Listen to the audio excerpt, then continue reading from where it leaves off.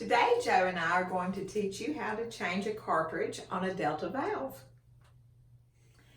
You'll want to change your cartridge out if your tub and shower valve is dripping. It could be dripping for a couple of different reasons. It could have gotten trash inside the cartridge, or you could have high pressure.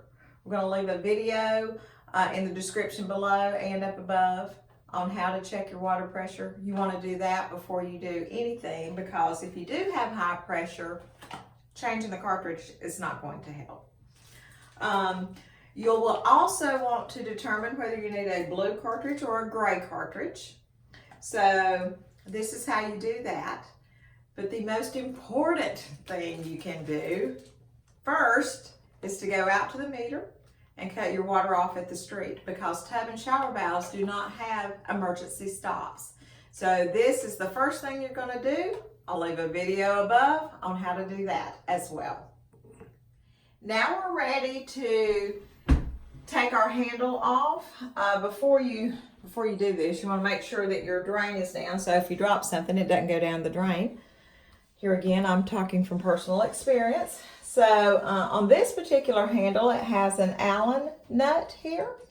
Just going to take our Allen wrench and put it in here and gently, because you don't want this to strip either. You got to be kind of gentle. So pull your handle off. We're going to set it over here to the side. This is a sleeve that covers up the cartridge. We're going to gently pull that off. And I'm actually going to stick the handle on here and open up the valve and just double check, make sure that the water is off. And it is. So now then, this ring is called the retaining ring. This is what holds the cartridge in place. Now, I'm going to just take my hands and I'm going to start turning it and see how easily the ring is moving. That is great. This will make your job really easy. If your ring does not turn this easily, do not take channel locks or anything like that and put on this valve body, because you can twist the whole valve body inside the wall, and then you're going to have a new valve, which can be very expensive. We're going to show you a few examples of that a little bit later on. Okay, now we're ready to pull our cartridge out. I'm just going to tell you, you got to be careful, because there could be residual water in here, so you could get wet. So I'm just going to grip the cartridge.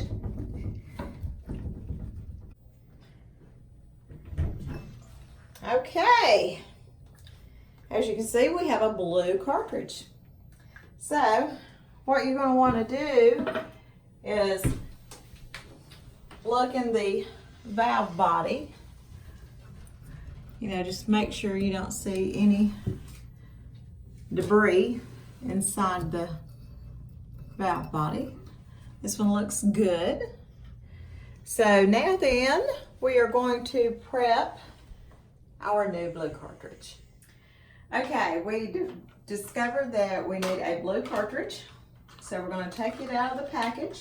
Also want to let you know that if you contact Delta, a lot of times they will send you these for free.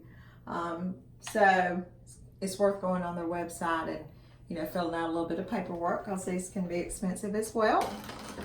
The main thing is, when homeowners put these cartridges in, we get the call a lot of times is, my water's not getting hot anymore.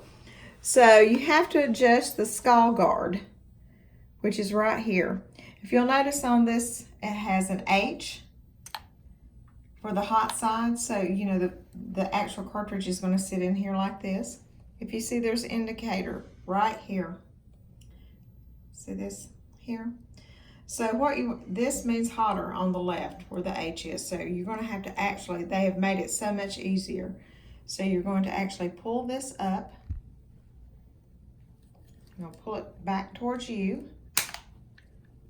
And you're going to turn it as far as it will go to the left. So you're going to pull it out. It's got a little spring in it. You're going to pull it out, turn it to the left as far as it'll go, and that's going to give you the maximum amount of hot water that you will need to take a shower. So now then, you'll also notice we have these little arrows here, these little indentions, and they see how the valve body itself has the same indention. So we're going to make sure the H is on the left, and we're going to make sure these two ports go in these two ports back here, these two. So we're going to put that in there. Make sure that this lines up. And then you're just going to wiggle it. So now you're ready to put your retaining ring back on. So you're just going to get that started. And here again, you just want this hand tight. You don't want to wrench it down. So that's hand tight, we're good. Okay, now we're going to put our sleeve back over the cartridge. Then we are going to slide our handle back on over the cartridge. Tighten up our Allen nut. Here again, you're just going to, get it to where it actually touches the stem part. That's good. You don't want to over tighten that either. So now then, all we have to do is turn the water back on and test it and make sure everything's good. As we mentioned earlier, if this ring is really tight and you can't get it to turn, this is the safest way to get the ring off. Joe actually takes a Dremel and starts cutting the ring, and he has to be very careful not to get into these threads. If he gets into these threads, then you have to have a whole new valve. So we encourage people to do things on their own, but you really need to know your limitations.